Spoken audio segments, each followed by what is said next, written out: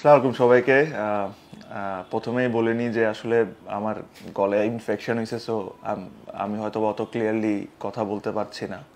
So আজকে basically আপনাদের সাথে কথা বলার কারণটা আপনারা স্ট্যাটাস দেখে বুঝতেই পারছেন যে এই লাস্ট 2-3 দিনে যা যা হচ্ছে, যা যা লেখা হয়েছে বিভিন্ন মিডিয়াতে, আর আসলে যা ঘটছে it is completely different.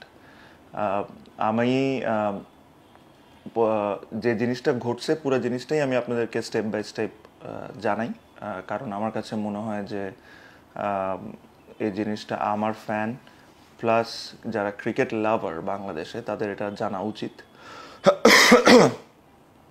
So basically আপনারা সবাই জানেন যে আমি রিটায়ারমেন্ট করার পর রিটায়ারমেন্ট করার একটা কারণ ছিল, প্লাস রিটায়ারমেন্ট থেকে যখন আমি আবার প্রাইম মিনিস্টারের রিকোয়েস্টে ফেরত আসি, তারপর যে যে 2 মাসটা ছিল, ওই 2 মাসে আমার কাছে মনে হয় যে আমি প্রচণ্ড পরিমাণ কষ্ট করি আমি নিজেকে ফিট করে করার জন্য। আই এম শিওর যারা যারা ইনভলভ ছিল এটাতে, ফিজিওস, ট্রেনার্স, সবাই আমার সাথে একমত হবেন যে এরকম কোনো সেশন নাই বা এরকম কোনো এক্সারসাইজ নাই যারা ওনারা আমার কাছ থেকে চেয়েছেন আমি করিনি নিজেকে ফিট করার জন্য। অবভিয়াসলি যখন খেলা আসা শুরু হলো, কাছাকাছি আসলো, তখন অবশ্যই আমি মেন্টাল সাইড থেকে I was not very happy or এটা কেন, because for what ever has happened in last 4-5 months, আপনারা যদি নিজের লাইফের সাথে রিলেট করেন আপনারা বুঝতে পারবেন যে এটা আসলে খুব একটা সহজ জিনিস না। বাট যখন আমি খেলা শুরু করলাম, প্রথম ম্যাচে আমি 30-35 ওভার মতো ফিল্ডিং করলাম, ব্যাটিং করতে পারলাম না আনফর্চুনেটলি। সেকেন্ড ম্যাচে ব্যাটিংয়ের সুযোগ আসলো, আর আমার জন্য যে বেস্ট পসিবল যে রেজাল্টটা আউটকামটা দরকার ছিল ওটা হয়েছে unfortunately we lost the game. আমি সবসময় বলি run doesn't matter if you are not winning, but ওই মুহূর্তে আমার জন্য যেটা সবচেয়ে বেশি ইম্পর্টেন্ট ছিল যে কিছুটা রান করা অ্যান্ড ব্যাটিংটা আমার কেমন হচ্ছে এটা ফিল করা। And I was very happy the way I batted. I only scored 44 runs, but I think I was very confident. I was looking good for something big, but unfortunately that didn't happen. After that game, I was actually very happy mentally. যা last 4-5 মাস হয়েছে এগুলো আসলে মাথায় অত ছিল না। I was looking forward to play again, I was looking forward to the world cup. এগুলো naturally আপনি যখন এতদিন পর ক্রিকেট খেলবেন, প্লাস আপনি একটা ইনজুরির থেকে উঠে আসছেন, আপনি নর্মালি আপনার ডিসকমফর্ট আপনার থাকবে, ব্যথা আপনার শরীরে থাকবে, and I am no different, আমারও তাই হয়েছে। তো অ্যাকচুয়ালি প্রথম ম্যাচেও আমি একটু ব্যথা ফিল করেছি after the game, and then পরের ম্যাচটাও হয়েছে। তো যখন খেলা শেষ হওয়ার পর আমি আমার অবস্থানটা বললাম ফিজিওকে যে this is how I am feeling. ঠিক ওই মুহূর্তে 3জন সিলেক্টর ড্রেসিং রুমে আসে। একটা জিনিস আপনাদেরকে একদম ক্লিয়ার করে দিতে চাই, আমি কোনো সময় কোনো মুহূর্তে আর কাউকেও কোনো সময় আমি বলি নাই যে আমি 5টা ম্যাচের বেশি খেলতে পারবো না। এই কথাটা কোনো সময় হয়নি। আই এম শিওর কালকে নান্নু ভাইও এই কথাটা ক্লিয়ার করছে। একটা মিথ্যা কথা, ভুল কথা। আমি জানি না এই কথাটা কেমনে মিডিয়াকে ফিট করা হয়েছে বা কে করছে, বাট এই জিনিসটা ইজ অ্যাবসোলুটলি ফলস।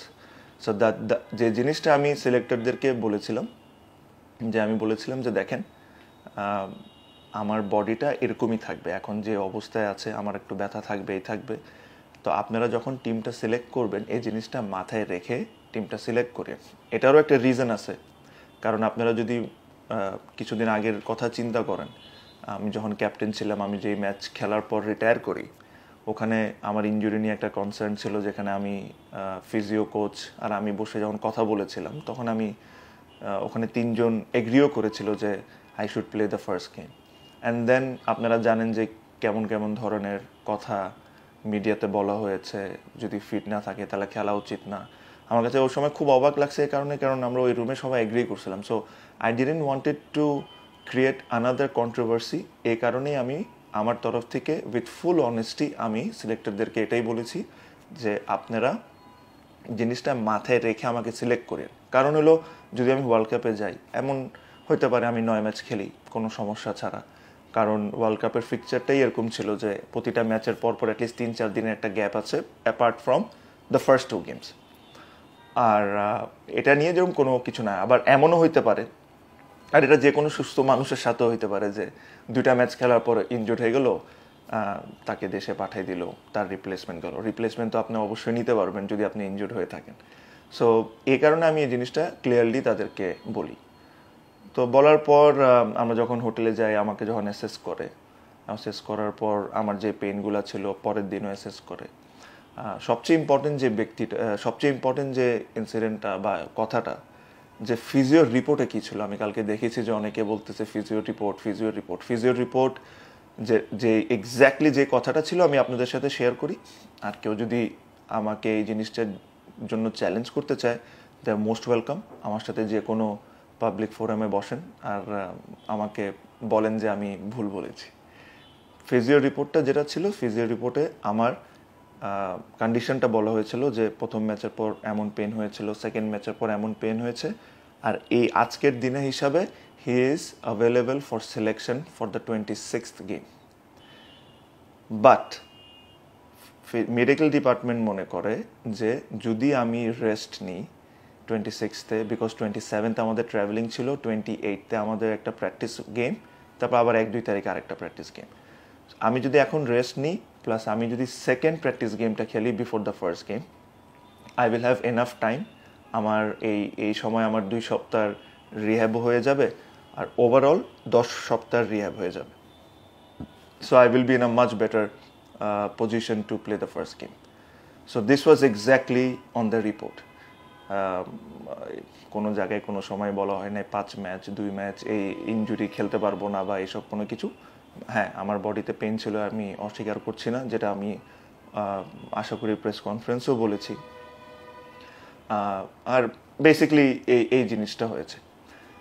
তারপরে যে ইনসিডেন্টটা হয়, মানে আমার কাছে যে জিনিসটা মনে হয় যে মিডিয়াতে যে জিনিসটা আসতেছে ইনজুরি অথবা 5 ম্যাচ সেই, আমার কাছে মনে হয় না যে আমি ওয়ার্ল্ড কাপে না যাওয়ার পিছনে এটার কোনো বড় অবদান ছিল। বিকজ আমি যেহেতু ইনজুর্ড হই নাই এখনও, ব্যথা থাকতে পারে বাট আমি তো ইনজুর্ড হই নাই এখনও।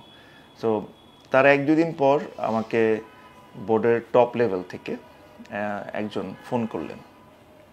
সে বেশ ইনভলভ আমাদের ক্রিকেটের সাথে। তো উনি আমাকে ফোন করে হঠাৎ করে বললেন যে তুমি তো ওয়ার্ল্ড কাপে যাবা, তোমাকে তো ম্যানেজ করে খেলাইতে হবে, তুমি এক কাজ করো, তুমি প্রথম ম্যাচ খেলিও না আফগানিস্তানের সাথে। তো আমি বললাম যে ভাই আমি তো এটা এখনও 12-13 দিনের কথা, আমি 12-13 দিনের মধ্যে তো আমি ভালো কন্ডিশনে থাকবো, আমি কি কারণে খেলবো না। তো তখন বললো যে আচ্ছা তুমি যদি খেলো, আমরা এরকম একটা প্ল্যান করতেছি বা আলোচনা করতেছি যে তুমি যদি খেলো তোমাকে আমরা নিচে ব্যাটিং করবো। তো ন্যাচারালি ভাই আপনাদের একটা জিনিস মনে রাখতে হবে যে আমি কোন মাইন্ডসেট থেকে আসতেছিলাম। হঠাৎ করে একটা ভালো ইনিংস খেলেছি, আমি হ্যাপি ছিলাম, হঠাৎ করে আবার এইসব ধরনের কথা আমার পক্ষে নেওয়া আসলে সম্ভব না। আমি 17 বছর ধরে এক পজিশনে ব্যাটিং করেছি, আমি জীবনে কোনো দিন 3-4-এ ব্যাটিংই করিনি। আমি যদি এরকম হতো যে ধরেন আমি 3-এ ব্যাটিং করি, 4-এ ব্যাটিং করি, তারপরে যদি উপরে নিচে করা হয়, that can be adjustable, but I have no experience of batting at 3rd and 4th and 5th। So naturally আমি কথাটা কোনোভাবেই ভালোভাবে নিই। আমি উত্তেজিত হয়ে গেছিলাম, because I didn't like the thing. আমার কাছে মনে হচ্ছে যে আমাকে জোর করে করে অনেক জায়গায় বাধা দেওয়া হচ্ছে, ইচ্ছা করে করে। এবার এটা ঠিক হলো, এখন এটা আচ্ছা, এখন আরেকটা নতুন জিনিস বলি। This is what I felt.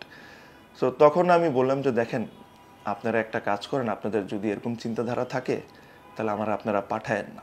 আমি এই নোংরামির মধ্যে থাকতে চাই না, যে প্রতিদিন একটা নতুন জিনিস আপনি আমাকে ফেস করাবেন, আমি জিনিসগুলো থাকতে চাই না। তারপরে ওই ইন্ডিভিজুয়ালের সাথে আমার ফোনে অনেক কথাবার্তা হয়, যেটা আমার কাছে মনে হয় না যে এই প্ল্যাটফর্মে আমার বলা উচিত। এটা আমার আর ওনার মধ্যেই থাক। সো তারপরে আমি এই জিনিসটাই খুব স্ট্রংলি বলছি যে এরকম যদি হয়, এই নোংরামের মধ্যে আমি থাকতে চাই না, আপনারা দরকার আমাকে সিলেক্ট করিয়েন না, এইসব আমি মানতে পারবো না। সো ওভারঅল আমার কাছে যে জিনিসটা আমি ব্যক্তিগতভাবে যে জিনিসটা ফিল করছি, যে মিডিয়াকে আই ডোন্ট নো আমি এটা ঠিক বলছি কি বলছি না, যে নিউজগুলো ফিড করা, কারণ এখন আমাদের অনেকেরই অভ্যাস আছে যে একটা বড় জিনিসকে ঢাকার জন্য আরেকটা জিনিস ফিট করে দেওয়া, যে সে 5 ম্যাচ খেলবে, তাকে কেমনে সিলেক্ট করব। As I said it was all false, এরকম কোনো ধরনের কোনো কথা হয় নাই। আই এম শিওর ওই দিন 3 সিলেক্টর ছিল, সাথে আমার ফিজিও ছিল, ট্রেনার ছিল, সবাই ছিল। আমি ওখানে কী বলেছি আমি আপনাদের সাথেও ক্লিয়ার করেছি।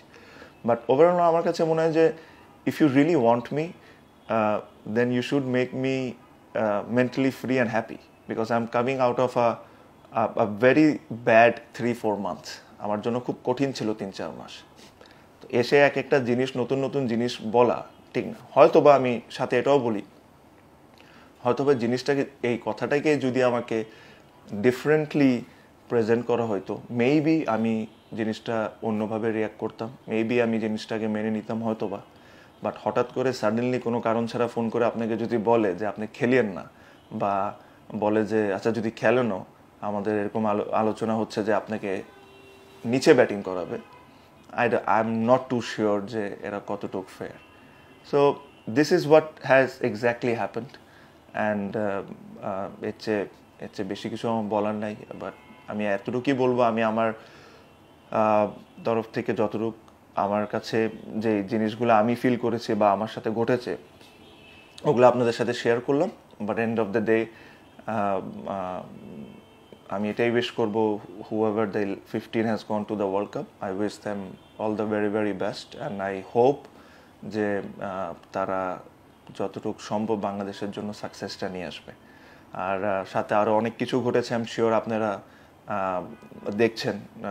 দ্যাটস সো এগুলা একটা কাহিনী ইনসিডেন্ট হতে পারে, 2টা কাহিনী মিসআন্ডারস্ট্যান্ডিং হতে পারে, কিন্তু একজনের সাথে লাস্ট 3-4 মাসে 7-8টা কাহিনী যদি হয়, তাহলে এটা ইন্টেনশনাল হয়। This is what I felt. So এর চেয়ে বেশি আর আমার কোনো কিছু বলার নেই। আপনারা ভালো থাকবেন, আমার জন্য দোয়া করবেন। আর একটাই রিকোয়েস্ট করবো, সবাইকে আমাকে মনে রাখেন, মানে ভুলে যান না সবাই। ভালো থাকেন সবাই, থ্যাংক ইউ।